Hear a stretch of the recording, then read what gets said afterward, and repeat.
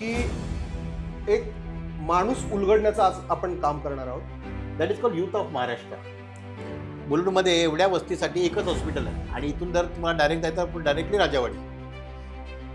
अच्छा. त्यामुळे इथे गुंडगिरी वाढली आहे. त्यामुळे आता नशिली पदार्थाचे हे सुरू झालेले आहेत. प्रमाण वाढलं. मग हे कोण थांबवणार? हे काम राज्यकर्त्यांचं आहे. मग ती आता परकीय वस्ती आपल्या इकडे आली आहे आणि ती आता फोफावली आहे. इकडे नगरसेवक होते, स्थायी नगरसेवक एका सरकार पक्षाचे होते, आमदार होता, खासदार होता, पण त्यांनी मुलुंड ईस्टच्या कुठल्याही प्रश्नाला हात घातला नाही. आमदार पण तेच होते, खासदार फक्त बदलले. आणि आज देखील आपण त्याच रस्त्याचं उद्घाटन करतोय.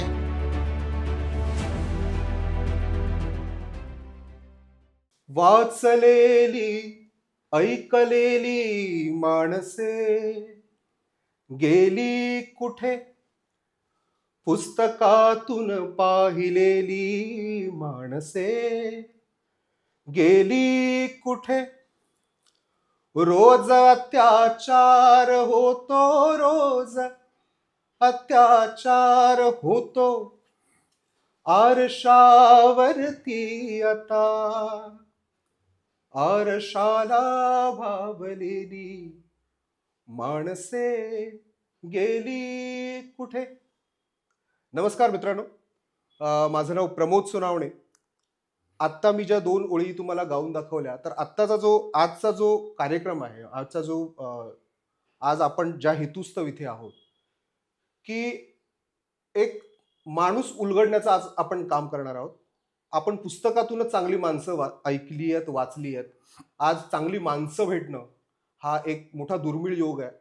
आणि आज मुद्दामून ह्या 4 ओळी मला आठवल्या, ही गझल मला आठवली आणि म्हणून ती मला म्हणावीशी वाटली. कारण आज असाच एक माणूस उलगडण्याचं काम आपण करणार आहोत. मागे तुम्ही बघतच असाल की आपल्या प्रभागातले आणि इथल्या मुलुंड ईस्टचं एक असं वेगळं व्यक्तिमत्व की ज्यांच्याकडे आजच्या तारखेला सगळं आहे. एक उच्च शिक्षित माणूस, MBA केलेला आहे, HR मध्ये चांगल्या ठिकाणी कामाला आहेत, वेगवेगळे व्यवसायांमध्ये सुद्धा ते आहेत. पैशाची काही कमी नाही आहे, सगळ्या गोष्टी व्यवस्थित आहेत, आयुष्यामध्ये सगळं व्यवस्थित चाललेलं आहे. तरी सुद्धा आज योगेश नामदेव मांजरेकर आपल्यासोबत आहेत. तर आपण ह्या सगळ्या गोष्टींचा उहापोह करणार आहोत, जाणून घेणार आहोत. एक व्यक्तिमत्व, माणूस म्हणून ते कसे आहेत, आपण चेहऱ्याने त्यांना बऱ्यापैकी ओळखता.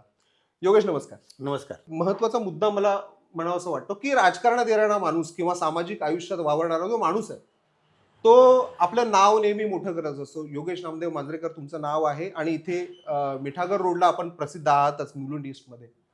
मग हे सगळं करत असताना आपण ही योमा म्हणून अशी ओळख का करताय? म्हणजे योमाचा अर्थ काय आणि योमा म्हणून आपण स्वतःचं आयडेंटिटी निर्माण करण्याचा प्रयत्न का करत आहात? त्याचं कारण काय? तर कारण कसं आहे, कारण माझ्या बालपणापासून आहे. कारण लहान बालपण म्हणतो ना, बालपण आपलं एकदम निरागस असतं आणि त्या निरागस बालपणामध्ये जे तुम्हाला नाव मिळतं, ते नाव तुम्हाला कायम जर कॅरी केलं ना, तर तुमची आयडेंटिटी तशीच राहते आणि ते आहे योमा. ओके. आणि जेव्हा योमा म्हणून म्हणजे योगेश मांजरेकर, हे योमा मला शाळेतलं नाव आहे. शाळेतले सगळे मित्र जेव्हापासून आम्ही शाळेत जायला सुरुवात केली, त्यांना कळायला लागलं, तर मग काय, तर यो आणि मा, योगेश मांजरेकर. पण मी त्याही पुढे जाऊन सांगेन, जेव्हा हा योमाचा बोला, तर हा मित्र मी कसा बनू शकतो लोकांचा? मग ज्येष्ठांचा बनू शकतो का? मग लहान मुलांचा बनू शकतो का? माझ्यासारख्या मध्यमवयीन माणसांचा बनू शकतो का? तरुणांचा बनू शकतो का? आणि मग त्या अनुषंगाने एक संकल्पना आली, that is called youth of Maharashtra. हो, योमा is youth. Yes, it is the youth of Maharashtra. Yes. तर YOUTH आणि ऑफ महाराष्ट्र. महाराष्ट्र पहिला आपण AMA घेतला आणि that is called youth of Maharashtra. आणि असं करून आपण एक अशी आयडेंटिटी, असा एक तरुणांचा समूह आपण तयार करतोय, जो महाराष्ट्रभर काम करेल. आणि असे कित्येक तरुण आहेत जे पूर्ण महाराष्ट्रामध्ये आपल्याबरोबर काम करतायत वेगवेगळ्या धर्तीवरती. खूपच सुंदर संकल्पना. योमाबद्दल म्हणजे मला माहिती होतं योगेश मांजरेकर इज योमा, पण त्याच्या मागची संकल्पना खूपच सुंदर. आणि आपण सगळे त्यांना याच नावाने आयडेंटिटी देऊया, असं मला वाटतं की ते सार्थक ठरेल. मी तुम्हाला ओळखतो, बऱ्याच वर्षांपासून ओळखतो. मला म्हणजे तुमच्याबद्दल माहिती आहे, पण इथे मला मुद्दामून नमूद करावं असं वाटतं आणि तुम्हाला विचारावं असं वाटतं की हे सगळं असताना मी तुम्हाला बघतो तळमळीने, तुम्ही राजकारणापेक्षा समाजकारणावर तुमचा जास्त फोकस आहे. तुम्ही बरेचसे कार्यक्रम इथे राबवता, बऱ्याचशा गोष्टी इथे करता. तर तुम्हाला लोकांसाठी काम करण्याची प्रेरणा कशी मिळाली, हा माझा बेसिक प्रश्न आहे. आणि संकटात लोकांसमोर राहण्याची तुमची पहिली घटना कोणती, हे दोन मेजर प्रश्न मला उजागर करावेसे वाटतात. बघा, मी एका फार गरीब घराण्यातनं आलेलो आहे. चाळीतनं आलेलो आम्ही बेसिकली. आणि चाळ म्हटले ना, की तिथे सुख-दुःख येतात. आणि आता आपण फ्लॅट संस्कृतीमध्ये आलो आहोत. आणि हे फ्लॅट संस्कृतीमध्ये येताना हा मधला जो गॅप आहे ना, तो गॅप कुठेतरी मला जाणवला. आणि तो गॅप फिल करणं फार गरजेचं आहे. आणि ही नुसती एकाच माणसाची असं संकटं कशी मोठी नसतात. आम्ही म्हणतो ना, की एखाद्या माणसाचं पत्रा गळणं हे पण संकट असतं आणि हो. एखाद्याचं घर कोसळणं पण एक संकट असतं.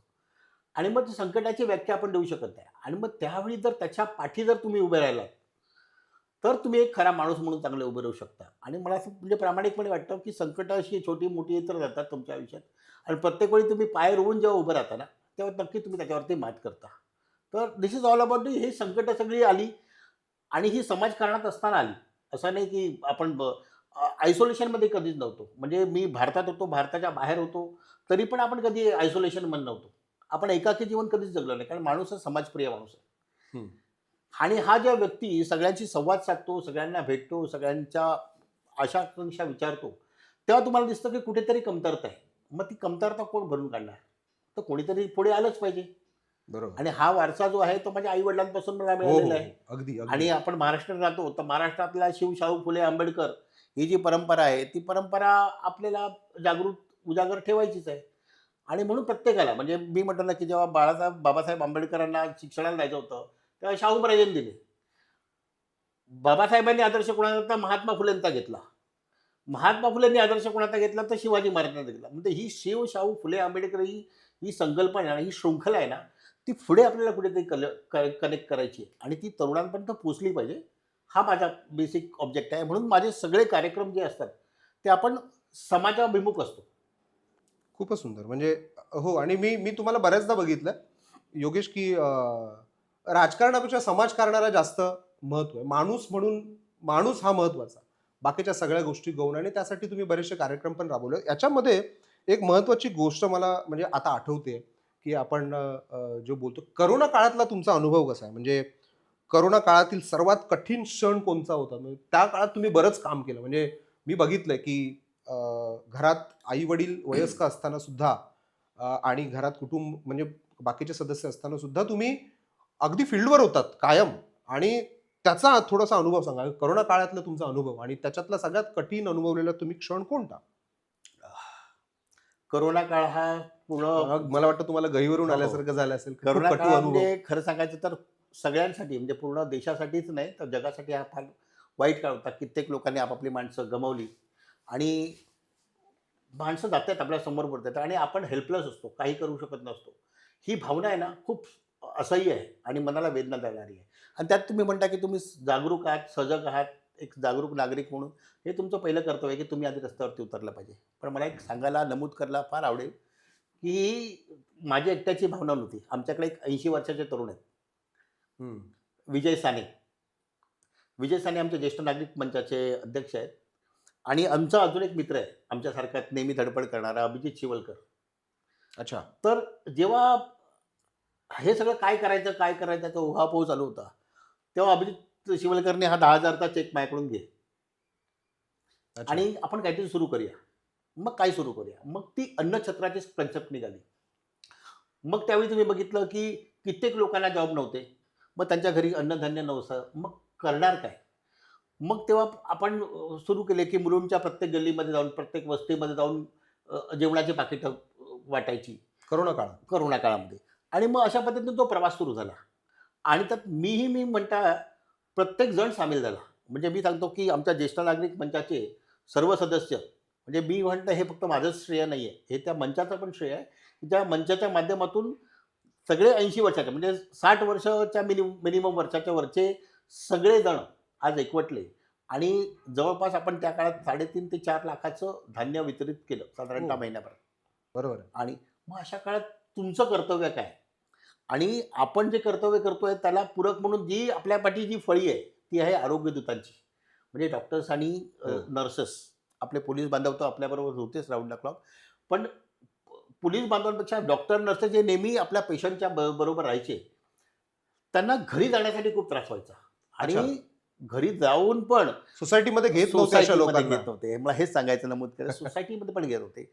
आणि त्यावेळी आमची ते सावरकर हॉस्पिटल आहे. हे सरकारी हॉस्पिटल आहे. तिथल्या काही नर्सेस आहेत. आमच्या रेखा कारंडे मॅडम होत्या. त्यांनी त्यांची शंका ही सगळी प्रॉब्लेम्स आमच्याकडे, की आमच्याकडून बाहेरून येणाऱ्या नर्सेस आहेत. मग त्यांना काय करायचं? मग त्यांची राहायची सोय कुठे होणार? मग आम्ही खूप पछाडलं आणि मग मुलुंडला जय हिंद आपलं गणेश टॉकीजच्या बाजूला एक हॉटेल आम्ही बुक केलं. आणि हो. त्या हॉटेलमध्ये तीनो प्रहर म्हणजे सकाळचा नाश्ता, दुपारचं जेवण, रात्रीचं जेवण हो. हे सगळं त्या नर्सेसने आपण दिलं. आणि मला आमच्या मुलुंडकरांचं अभिनंदन करायला वाटेल. कारण अशा वेळी एवढी सगळी, कारण हॉटेल नवीनच बनलेलं आणि करोना आला, हॉटेल पूर्ण ठप्प आहे. मग अशा वेळी त्यांना गाद्या कोण देणार? कारण हॉटेलमध्ये काहीच नव्हतं. सगळेच प्रतिबंध. मला अजून आठवतं, की म्हणजे प्रत्येकाचं नाव घेता येणार नाही, पण आमच्या गोरे साहेबांनी त्यांच्या साईडला माझ्या घरात एक गादी आहे ती घ्या. आमच्या चिंदरकर साहेब आहेत, त्यांनी सांगितलं गादी घेऊन तुमच्या घरातल्या एक्स्ट्रा गाद्या ज्या आहेत. आणि अशा आम्ही सगळ्यांची अरेंजमेंट करत गेलो. आमच्या उज्ज्वला शिंदे मॅडम आहेत, आमचे सचिन शिंदे आहेत. यांनी म्हणजे त्या कोरोना काळामध्ये स्वतः त्या नर्सेसमध्ये जाऊन सकाळच्या नाश्त्यापासून, दुपारच्या जेवणापासून रात्रीपर्यंत सगळी सोय त्यांची केली. आणि हे फक्त माझं यश नाही आहे. म्हणजे मी सांगतो, हे बरोबर. आमच्या इट्स अ कलेक्टिव्ह. कारण त्या कोरोना काळात जो ज्या माणसाने काम केलं त्या माणसाला खरंच तो पुण्यवान असेल, की तेवढं पुण्य आयुष्यात कधी मिळालं नसेल कोणाला. लोकांचे हातभार लागले बरेच ते. म्हणजे तुमचा पुढाकार आहेच, पण लोकांचे हातभार पण सोबत होते आणि कलेक्टिव्ह ऍक्टिव्हिटी होती. तर त्या सगळ्यांचे आपण त्या निमित्ताने त्या सगळे जे तुमचे सहकारी होते, सगळी जी लोक तुम्ही नावं घेतली आणि ज्यांची बऱ्यांची नावं झाली नसतील, नाही, सगळ्यांचे त्या नावं सगळ्यांचे घेऊ आपण शकत नव्हतं. खूप सग- खूप आहे. त्या सगळ्यांचेच आपण आभार मानूया या निमित्ताने, आपण या पॉडकास्टच्या निमित्ताने. आणि म्हणजे करोना काळातला हा प्रसंग आणि त्याच्यासोबत एक महत्वाची मोहीम तुम्ही घेतली, लसीकरणाची मोहीम. तर त्याच्याबद्दल काय सांगाल? लसीकरणाच्या मोहीमबद्दल तुम्ही काय पाहिलं आणि त्या काळात तुम्हाला मिळालेली लोकांची प्रतिक्रिया काय कशी होती? बघा, कोरोना काळ हा सगळीकडे सेम होता. सगळ्यांनी तो अनुभवला. जगातल्या सगळ्यांनी अनुभवला. मुलुंडमध्ये पण बघितलं तर लसींचा तुटवडा सगळीकडेच होता. कारण भारताचं पॉप्युलेशन एवढं मोठं आहे, की एवढ्या सगळ्यांना लसी एकत्रितपणे देणं अशक्य होतं. पण प्रत्येकाला हवी होती. म्हणून मग ती तासोन तास लाईन. मग त्या लाईनमध्ये तुम्ही काय करणार? तर तुम्ही पाणी देऊ शकता, जास्तीत जास्त बेंचेस देऊ शकता लोकांना, हम्म. अजून काय करू शकता. पण मी बघितलं, एक प्रसंग नमूद करा वाटतो, की आपल्या मुलुंडमध्येच राहणाऱ्या गीता मुळे म्हणून मॅडम आहेत. तर त्या रोज आमच्या इथे शाळेजवळ यायच्या, रोज उभ्या राहायच्या. आणि माझी त्यावेळी कोरोना रथ आम्ही सुरू केलेला, कोरोना जनजागृती रथ. ओके. मी फोटो नक्कीच पाठवीन. तर कोरोना जनजागृती रथामध्ये काय होतं, की पूर्ण कोरोना कसा टाळू शकतो, त्याची माहिती काय आहे, त्याच्यानंतर उपाय आपण काय करू शकतो, अवेअरनेस. हीच जनजागृती अभियान होतं ते. ओके. आणि ती गाडी म्हणजे नेहमी बघायची. मग एकदा त्यांनी गाडीतल्या ड्रायव्हरला पकडलं, गाडीत बसल्या, की मला योगेशला भेटायचं, कोण आहे बघायचं. आज तुम्ही फक्त बोलता, पण माझ्यासाठी तुम्ही काय करू शकता. आणि फॉर्च्युनेटली अनफॉर्च्युनेटली मुलुंडमधल्या 70% वृद्ध म्हणजे वयोवृद्ध माणसांना हा प्रॉब्लेम आहे, की त्यांची मुलं त्यांच्याबरोबर नाही आहेत. कारण अच्छा. सगळे बाहेर आहेत, कोणाची लग्न झाली आहेत. तर अशा वेळी त्या ज्येष्ठांबरोबर राहणार कोण? त्यांना मदत कोण करणार? असा एक प्रश्न निर्माण झाला. आणि मग ते डोक्यात एक थैमान म्हणतात ना, की एक डोक्यात एक थैमान सुरू झालं, की विचारांचं, की आपण काय करू शकतो. मग त्यावेळी सगळ्यात स्वस्त लस म्हणजे प्रायव्हेटमध्ये मिळणारी सगळ्यात स्वस्त लस आपण उपलब्ध करून दिली. मग त्यासाठी आपल्याला पुन्हा खूप जणांनी मदत केली.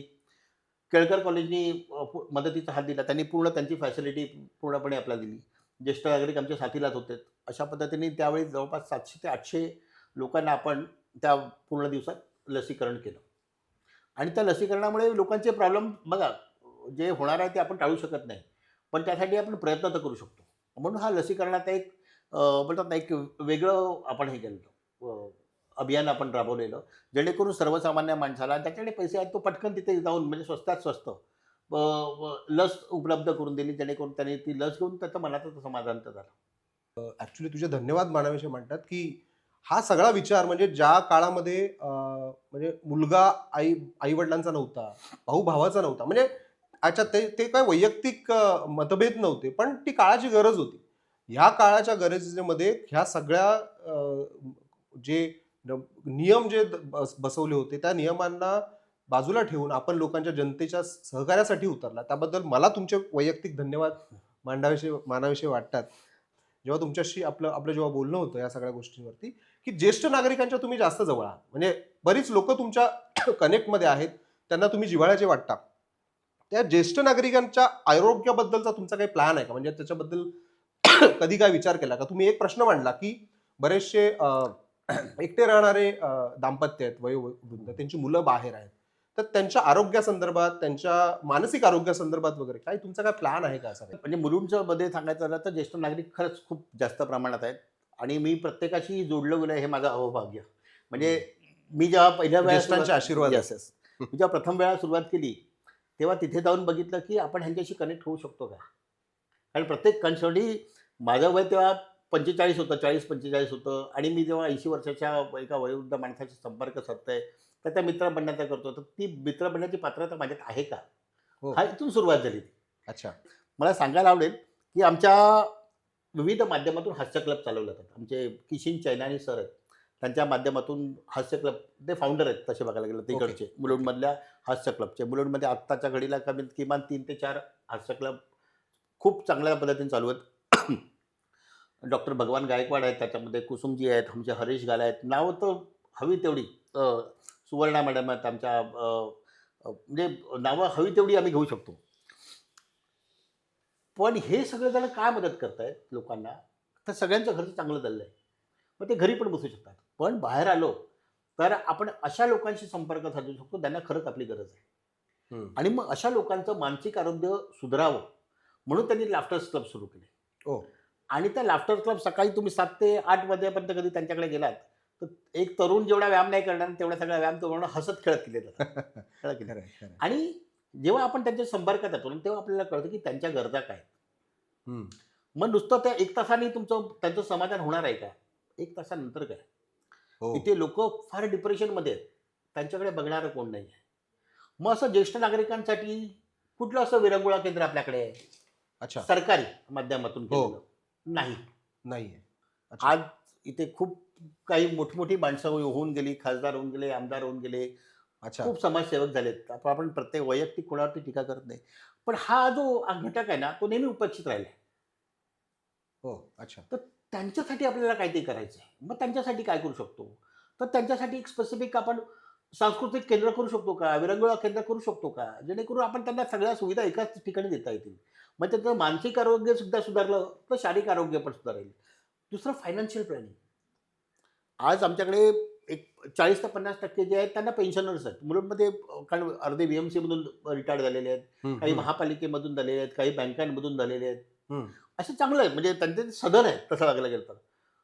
पण ते पैसे काय करायचे ह्याच्याबद्दल खूप अनावस्था आहे. तर म्हणजे विचार करण्यासारखी गोष्ट आहे. मी नाव घेत नाही, पण आता काही दिवसापूर्वीच आमच्यातल्या एका ज्येष्ठ नागरिक महिलेचे लोकांनी सांगितलं पैसे दामदुप्पट करून देतो किंवा तुमच्या शेअर ट्रेडिंगमध्ये टाकून देतो. पैसे घेतले, घरी आला, ₹50,000 याचा चेक काहीतरी घेतला आणि निघून गेला. फसवणूक झाली. असे कित्येक लोक आहेत. खरंय. असे कित्येक लोक आहेत. आणि अशी पण लोक आहेत ज्यांच्याकडे खरंच पैसे पण नाही आहेत. मग त्यांच्या आरोग्याचं काय? तर आता आम्ही एक चांगली क्राऊड पुलिंगची म्हणजे क्राऊड फंडिंगची एक चांगली संकल्पना आम्ही मांडली. काही ज्येष्ठांशी आमची चर्चा चालू आहे त्याच्यावरती. आणि त्यातून एखाद्या नागरिकाला त्याचा खरंच त्याला काही इन्शुरन्स नाही आहे किंवा काहीच त्याच्याकडे दुसरं साधन नाही आहे, अशाला किमान ₹25,000 त्याच्या किमान किमान ₹25,000 त्याच्या आजारासाठी आपण देऊ शकतो का?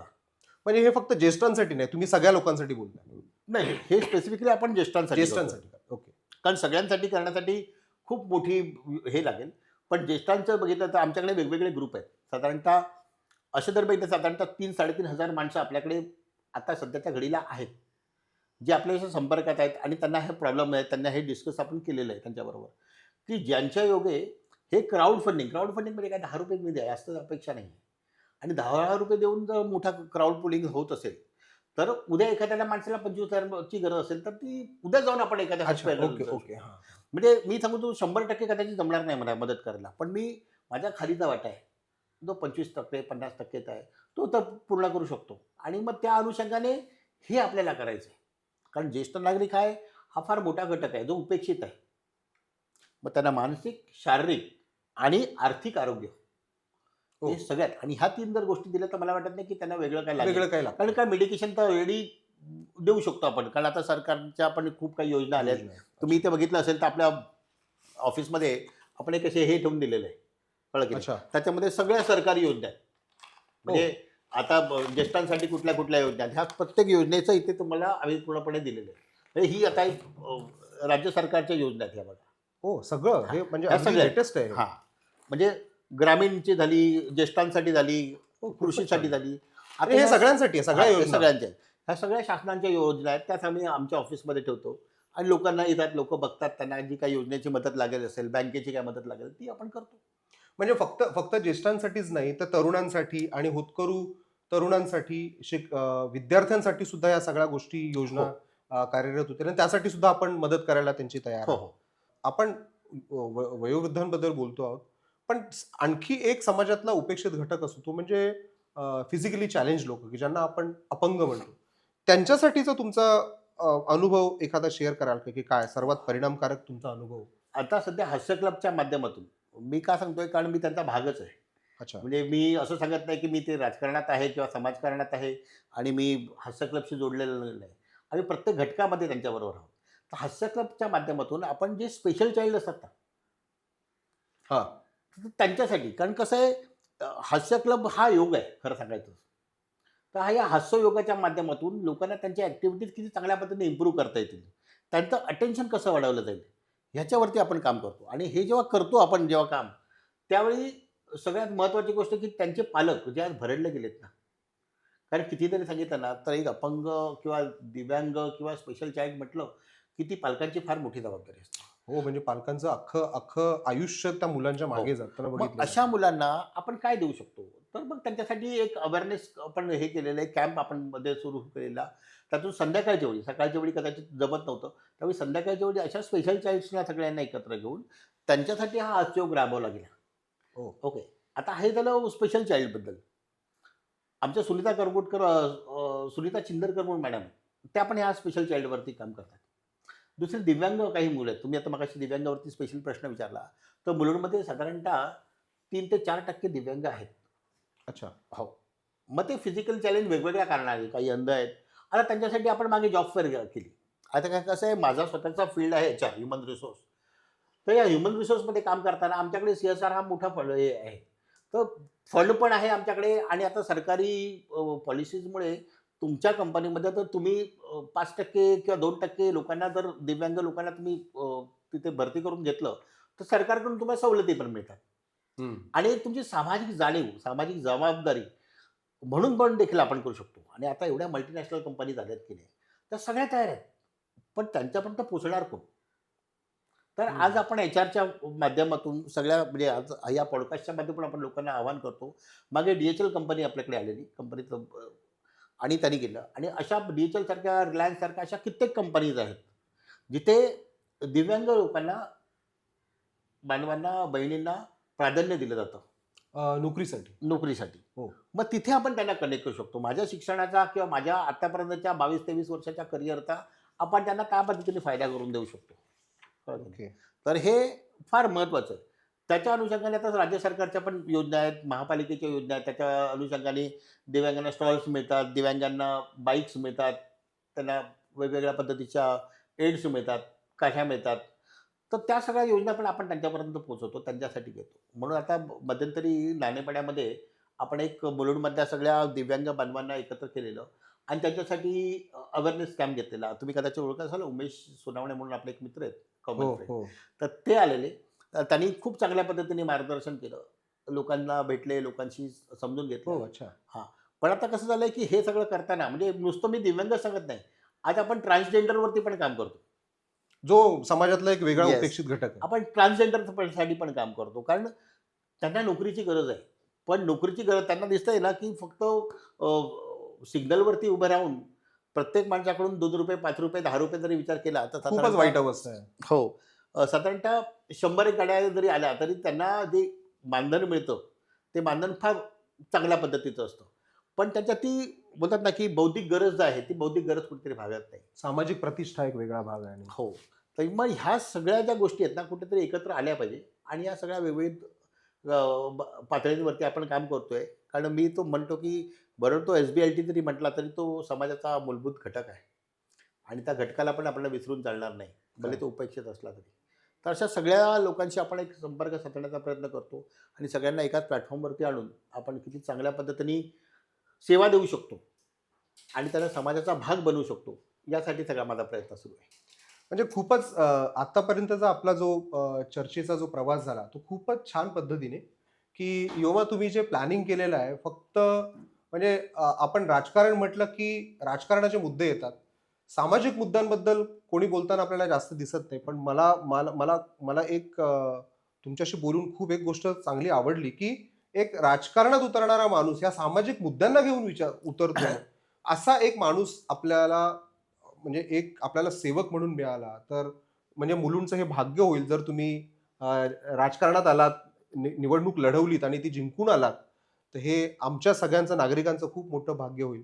अच्छा, पुढच्या सेगमेंटमध्ये जाता जाता मला काही म्हणजे तुम्हाला एक म्हणजे महत्त्वाचा मुद्दा विचारावासा वाटतो, की कारण तुमचं राजकारण नाही बघितलेलं मी. ते मी जे समाजकारणच बघितलं आत्तापर्यंत जे बघितलं समाजकारणच बघितलं. तर येत्या काही काळामध्ये म्हणजे एक साधारण पकडूया 3-4 वर्षाच्या काळामध्ये तुम्ही मुलुंडला काय म्हणून बघता? किंवा मुलुंड कसं असलं पाहिजे, असं तुम्हाला वाटतं, की तुम्ही काय बघू इच्छिता? बघा, जेव्हा मी राजकारणात आलो तसं राजकारणाचा कुठलाही वारसा माझ्याकडे नाही. माझे वडील एका साध्या कंपनीमध्ये, प्रायव्हेट कंपनीमध्ये नोकरीला होते. पण त्यांनी सांगितलं, की त्यांच्या काय अपेक्षा होत्या या सगळ्या राजकारण्यांकडून, की 80% समाजकारण आणि 20% राजकारण. हं. हा नॉर्मल फॉर्मॅट आहे. आणि बरोबर. हाच म्हणजे स्वर्गीय वंदनीय बाळासाहेब ठाकरेंनी पण सांगितला, आमच्या पवारसाहेबांनी सांगितला, महात्मा गांधींनी पण सांगितला. राजकारण का? तर सत्तेत येऊन तुम्ही लोकांची सेवा करू शकता, म्हणून फक्त राजकारण. बरोबर. म्हणून त्याचा भाग आहे फक्त 20%. बरोबर. तर तुम्ही तुमच्या दैनंदिन जीवनात राजकारण आणलं ना, तर मग तो फोकसच निघून जातो. बरोबर. खरं सांगत आमची घरची सुरुवात शिवसेनेची आहे. कारण मी माझ्या मामाकडून. मामा मी आता Yes. त्याबद्दल बोलणारच होतो, हां. की हा वारसा मेजरली मामांकडून आलेला असू शकतो. होय, होय. तर आमच्या घरात तसं शिवसेनेचा मामा स्वतः शाखा प्रमुख माझगावला, कळलं की नाही. आणि समोर आमच्या भुजबळ साहेब राहायचे.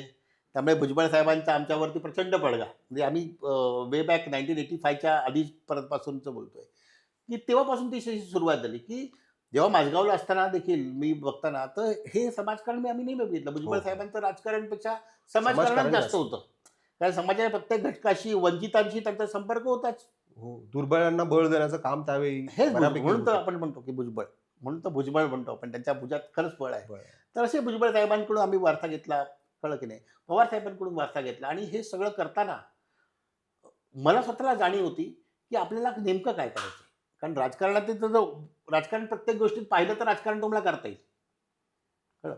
पण ते न करता जे मूलभूत प्रश्न आहेत, तर खरं. मूलभूत प्रश्न कसं आहे, की कचरा व्यवस्थापन. कचरा व्यवस्थापनासाठी मुलुंडमध्ये झिरो गार्बेज सिस्टीम आहे का? हा प्रत्येकाने विचार केला पाहिजे.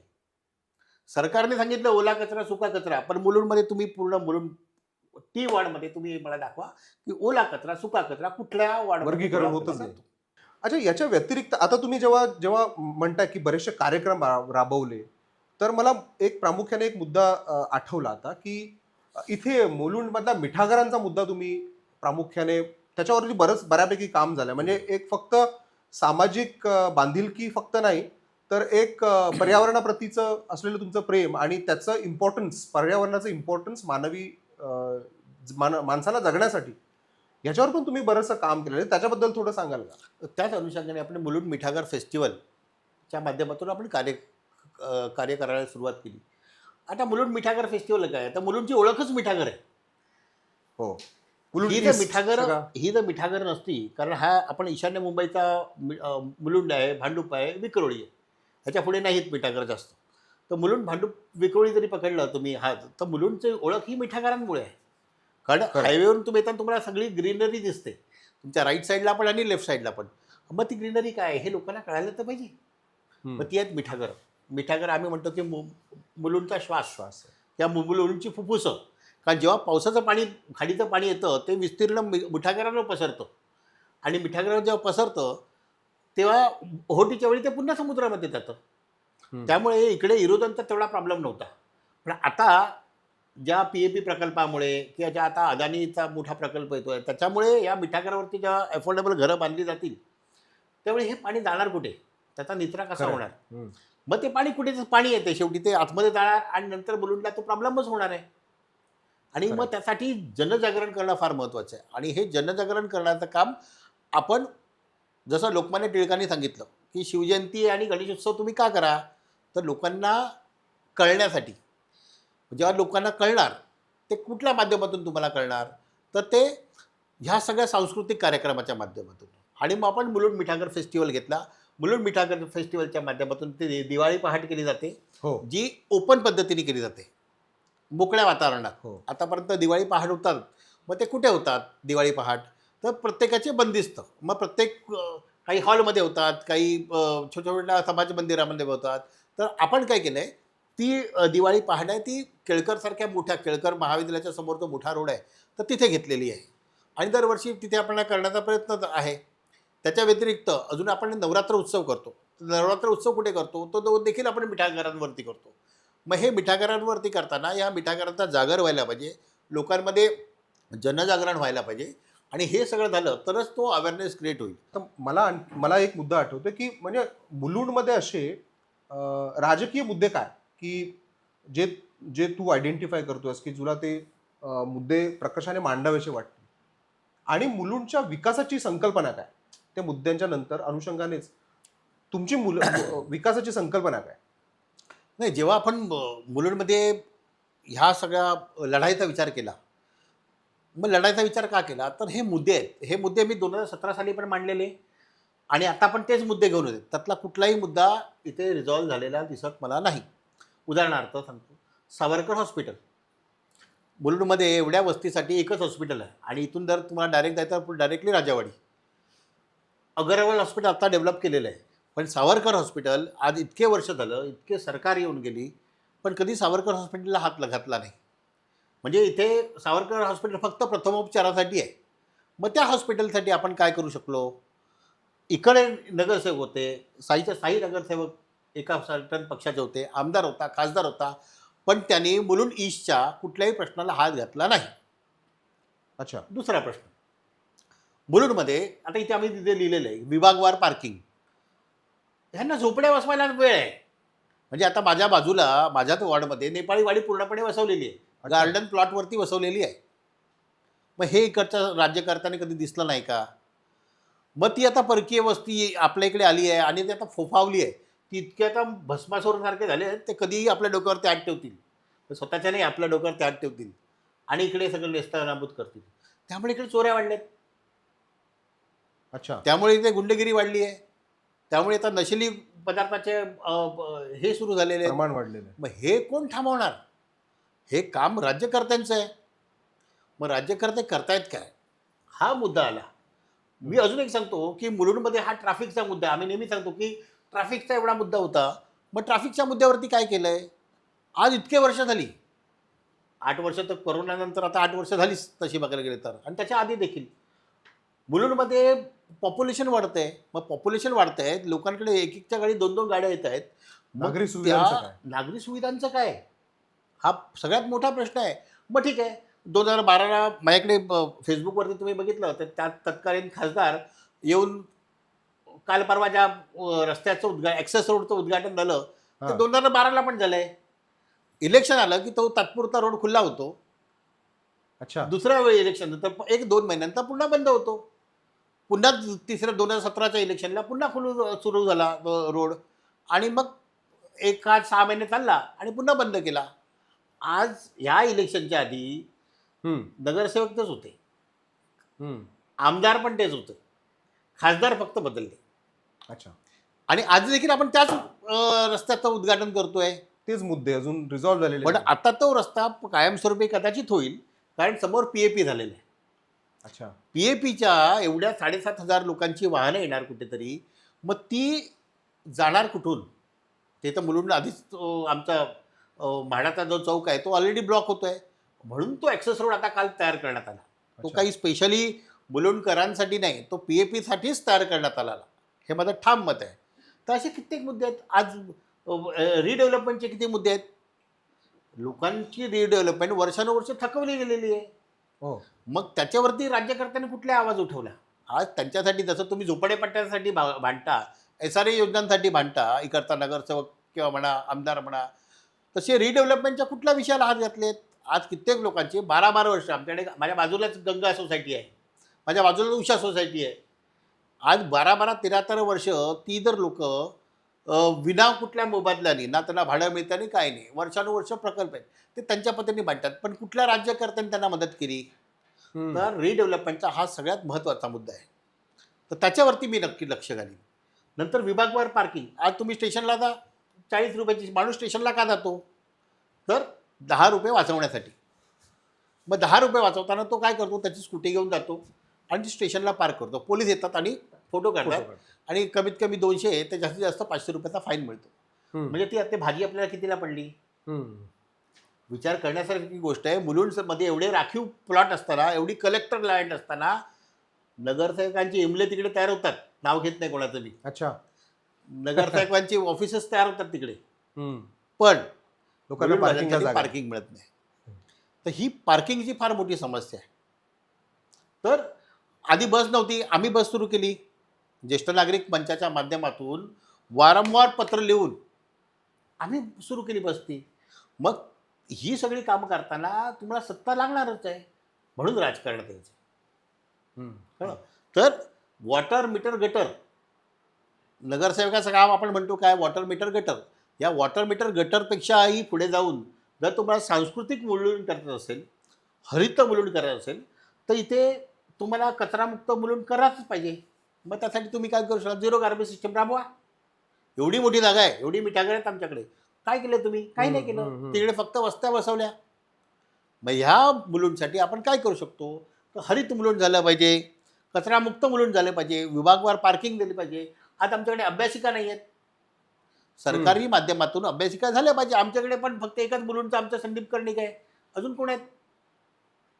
माझ्या बॅचचं आहे, मला आनंद वाटतोय. पण अजून असे किती कर्णिक तयार झाले? नाही झाले तयार. अशी माणसं तयार झाली पाहिजे, त्यासाठी त्यांच्यासाठी अभ्यासिका दिल्या पाहिजे. आज आमच्याकडे middle class, lower middle class खूप काही वस्ती आहेत. म्हाडापासून सगळीकडे वस्ती आहेत. नाणेपाडासारख्या जिथे गरीब लोक राहतात जास्तीत जास्त, नवघरसारखी गावं आहेत. मग या गावठाणामध्ये तिकडच्या विद्यार्थ्यांना अभ्यास करण्यासाठी अभ्यासिका आहेत कुठे?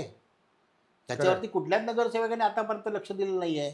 मला वाटतं की तो फार, म्हणजे तरुणांसाठी तुम्ही मगाशी मला प्रश्न विचारलात, सगळ्यात फार महत्त्वाचा मुद्दा आहे की ह्या अभ्यासिका तयार झाल्या पाहिजे. तुम्ही इकडे बघितलं की पाणी पुरवठा हा आता मुंबईला असा पण मुबलक पाणी पुरवठा आता कमी होत चालला आहे. मग त्यासाठी रेन वॉटर हार्वेस्टिंग कुठला महापालिकेने कन्फर्म केलं आहे, कंपल्शन केलं आहे. पण जिथे तुम्ही लोकांचे पेवर ब्लॉक्स बांधून देता की नाही स्वतःच्या खर्चानी आणि बाहेर बोर्ड लावता, तिथे एखादं तुम्ही रेन वॉटर हार्वेस्टिंग करा, कायमस्वरूपी त्यांना उपयोगात येईल. कुठल्या आमदारांनी केलं आणि कुठल्या नगरसेवकांनी केलं आहे. आणि हे सगळं चित्र बदलण्यासाठी मला यायचं आहे.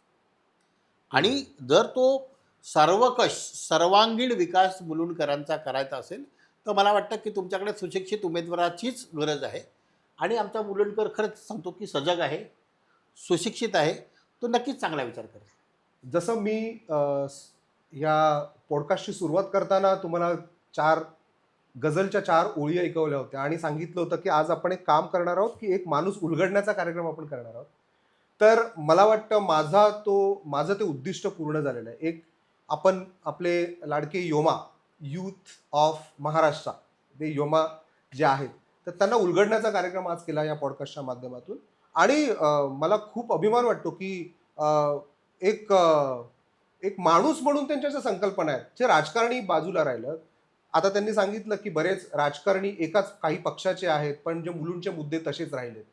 तर मला असं वाटतं की ते फक्त राजकारण करतायत, समाजकारणाचा जो भाग आहे आणि माणूस म्हणून माणसाकडे बघण्याचा, एक सुविधा पुरवण्याचा, एक रिप्रेझेंटेटिव्ह म्हणून जे आहे नगरसेवकाचं काम जे आहे ते कुठेतरी कमी पडतंय. तर या सगळ्या पॉडकास्टचा समअप करताना मी पुन्हा सांगेल की एक सुशिक्षित माणूस, समाजाबद्दलची तळमळ असलेला माणूस, ज्याने वेळोवेळी मागच्या काळामध्ये हे प्रकर्षाने जाणवून दिलेलं आहे, हे प्रकर्षाने सिद्ध केलेलं आहे. करोनाचा काळ असो किंवा ज्येष्ठ नागरिकांसंदर्भात त्यांची केलेली मदत असो किंवा त्यांच्याबद्दलची तळमळ असो, तर एक तळमळ असलेला सुशिक्षित माणूस जर आपल्याला या विभागाचा रिप्रेझेंटेटिव्ह म्हणून देता आला आणि त्या माध्यमातून ते जर आपल्या आपल्या विभागातून निवडून जाऊन जर आपले प्रतिनिधित्व त्यांनी केलं तर आपल्या विभागात विकास झाल्याशिवाय राहणार नाही. विकासाची संकल्पना कळलेला असा हा माणूस, आपला माणूस योमा. तर त्याला आपण सगळेजण, त्यांनी सांगितलं की ते राजकारणात प्रवेश करतायत किंवा आता सक्रिय पद्धतीने प्रवेश करतायत, तर त्यांना सगळ्यांना, आपल्या सगळ्यांतर्फे त्यांना हार्दिक शुभेच्छा देऊया.